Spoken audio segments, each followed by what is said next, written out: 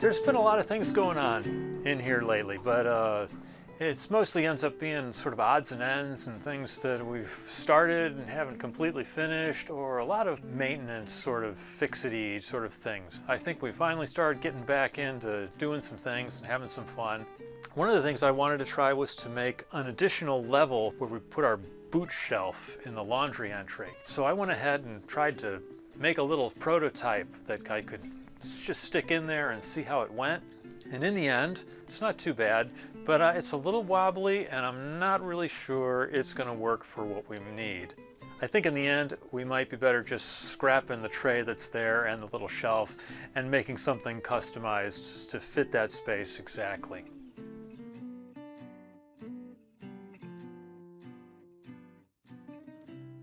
So I got back at the laundry room stuff and working on what's going to be the framework that holds the top. And the idea is that this framework is going to have two drawers in it that'll pull out, and it has to sit independently from the machines. Right now everything sits right on top of the machines, and I think with that kind of weight and with them moving around it becomes a real issue. So I'm trying to build some framework that'll sit over around them, and the weight will sit on the framework of the top and the shelves that pull out. And it's been really hard trying to figure this one out. There's you know, of course I'm trying to overthink it and over-engineer it and go crazy, but I think finally I'm getting a handle on what needs to be there. So here is the wonderful cabinets that I'm working on. The frame that's going to go above our laundry and below the top of the new laundry top. So to affix this frame that I'm building to the wall, I want to use some sort of a French cleat system so that it can't pull forwards. If you go to pull on a drawer, it doesn't pull the whole thing out from underneath you. So what I've started working on is this little system right here. This is the back of the frame over here, and I've got a little triangle piece attached there. And this is the part that's going to be going against the wall. So it'll be going against the wall like this, and then this frame will get lifted in and set into position against the wall. And then what happens is, because it's got this French cleat, if you try and pull on a drawer going this way, it won't pull the frame out. It'll lock in just like that. It'll sit on this little shoulder, and then this triangle bit will act as the French cleat. I don't know exactly how this is going to work out. I think it's going to be pretty good. Now I just have to make two more of them.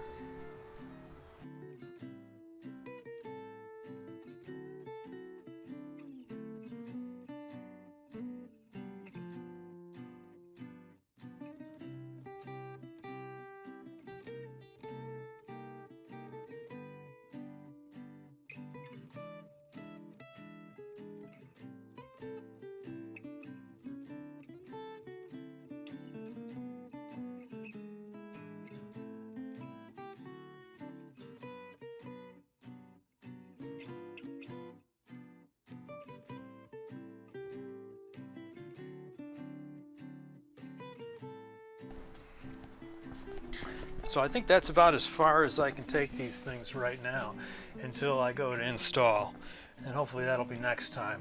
There's just a quick look at the cleat that goes on the wall. So this will go back on the wall like on the wall, and then this guy hopefully will drop right in on top like that, and then you can't pull it forward. It'll be trapped on the back of the wall. And then the front of these will have legs that go down, and that'll be what supports it in the front. Yeah, I'm pretty proud of myself right now.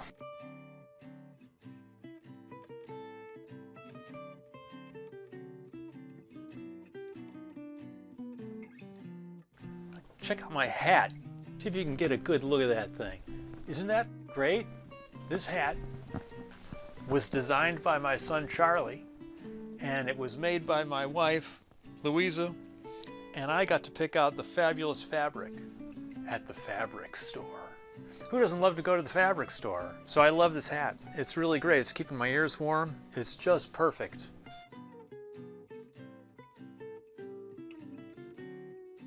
Another fun thing I decided to have a go with was making some bendy wood with the laser.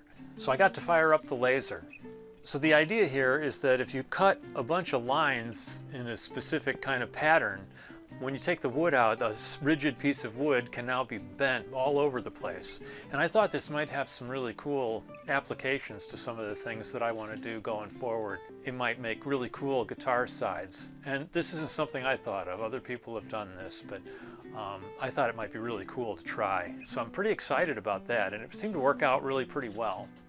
Oh, here we go. Unfinished projects. I've got a little tray here full of all kinds of goodies. I'm just going to bring this thing over here. These are little animation armatures that I started making a long time ago. Here's a drawing be my pattern that I would go with. This high-tech, highly accurate drawing. And from that drawing, I started machining these little armatures. And the idea is that these are used in stop-motion animation. So you can move one and take a picture and then move it a little bit, move it, and take a picture, and you could animate these by doing something like that. So for a little while I was making these for students at Cal Arts, and they would send me their designs and I would try and make them. But the cool thing is they're all like made with, I think these are little nickel silver balls and then brass, and that seemed to make a real smooth movement to be able to do these. And oh, his head popped off. Can't get it back on there. Oh, this poor guy's gonna have to be headless. I've got 5 of these in this box, and they're all unfinished. It looks like they're missing their bottom legs and their feet and their arms and their hands. And now that I look at these, I'm thinking these might be really neat if to like 3D print parts of the heads and maybe some other parts. And you know, I'm starting to think that all the things that I could do to improve these, you know, these unfinished things that are unfinished for a reason, because I have lost interest probably. What do you do with stuff like this? I don't know.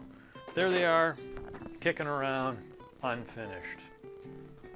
So that's what's been going on. Thanks for watching. Hope to see you next time.